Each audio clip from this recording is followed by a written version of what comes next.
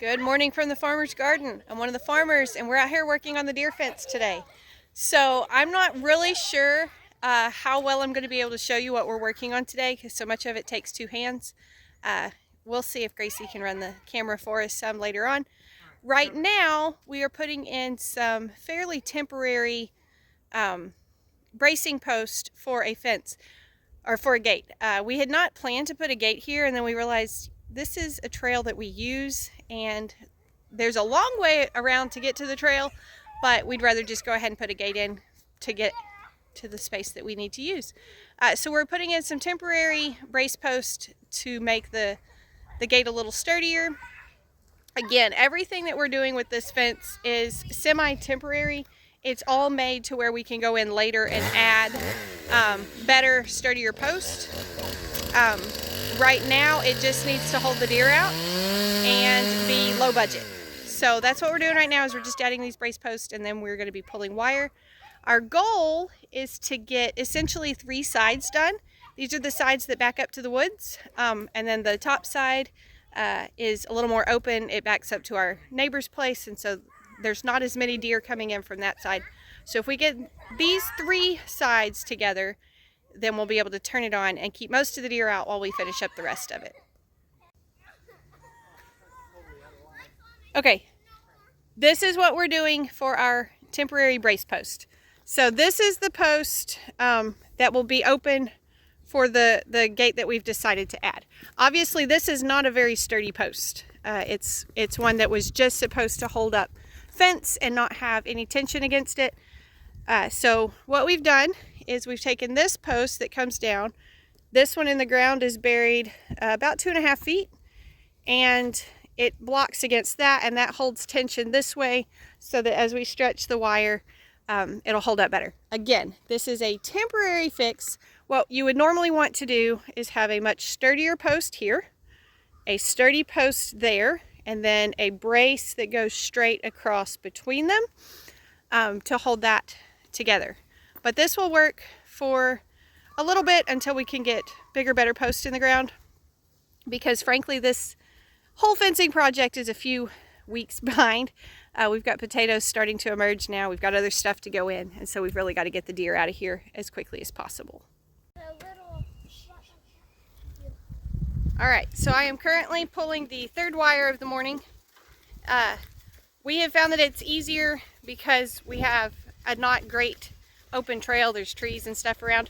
So it's easier for us on this fence to park the tractor on one end, and we have it set up with a pipe that goes across the 3-point connection on the tractor, and we run the spool of wire onto that. I can show you in a minute what that looks like.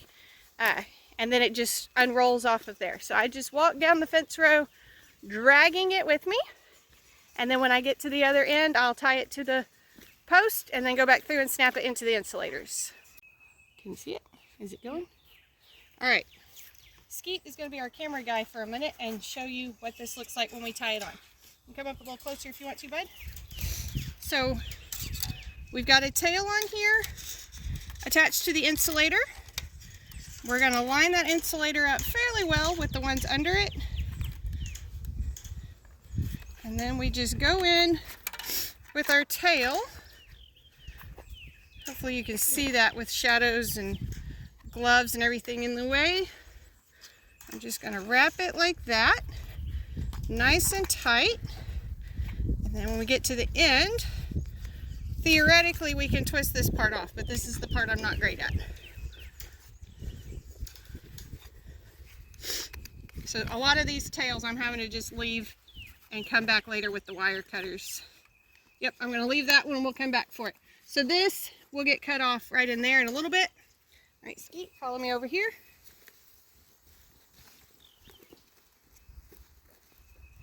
And then the next thing we do is we go down the fence and we snap the wire into the insulator all the way down. See it?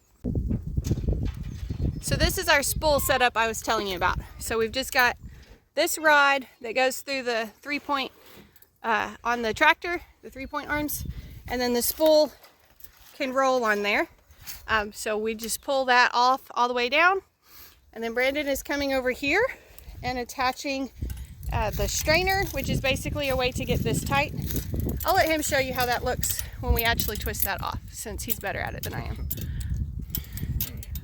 So it's wrapped on, and then now it's being shy. yeah, of course, since I've got the video out, it's not going to work. There it goes, and then it snaps off. Fairly smooth, smoother than you can get it if you cut it with wire cutters. So that's on there, and then it comes down to the strainer or the tightener. So the wire gets fed through here, and then it gets tightened up that way to pull the fence tight for us.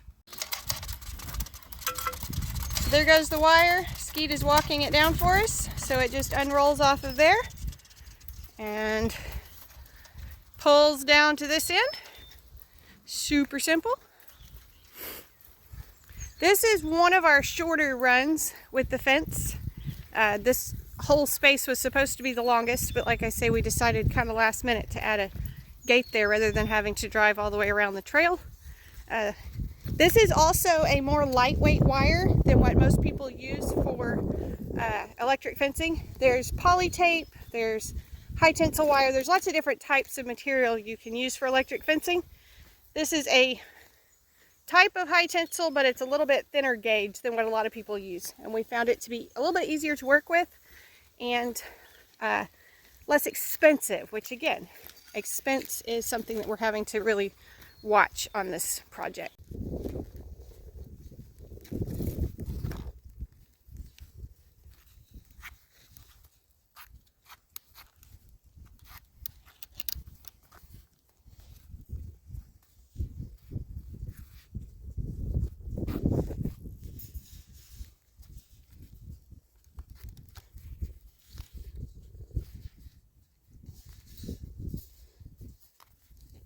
Hung up in it.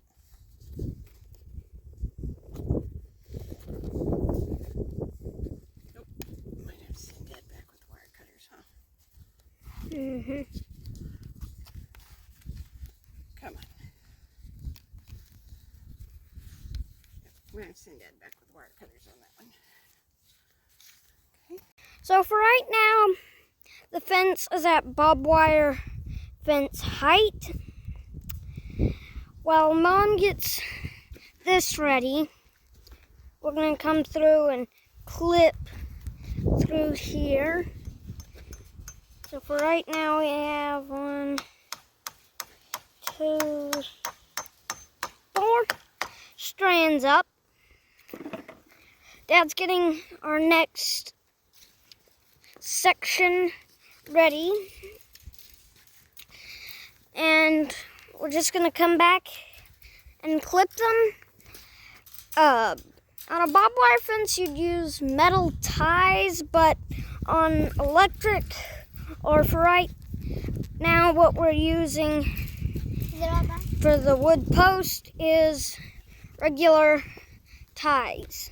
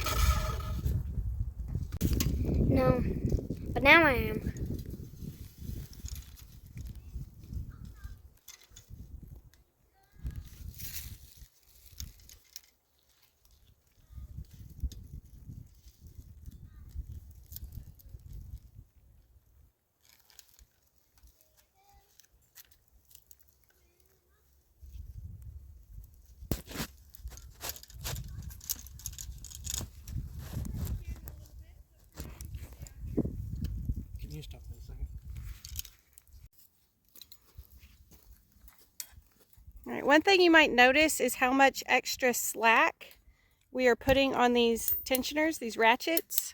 You can see the fence is pretty loose all the way through there. We're bringing up probably 3 to 4 foot of slack that is wrapping up in these. And that is mostly so that we can do repairs. So if this fence breaks, it is tight enough, there's no way we'll be able to get the two pieces to come back together and touch each other, which is the way we want the fence to be. But that means we need some way to repair it if something happens.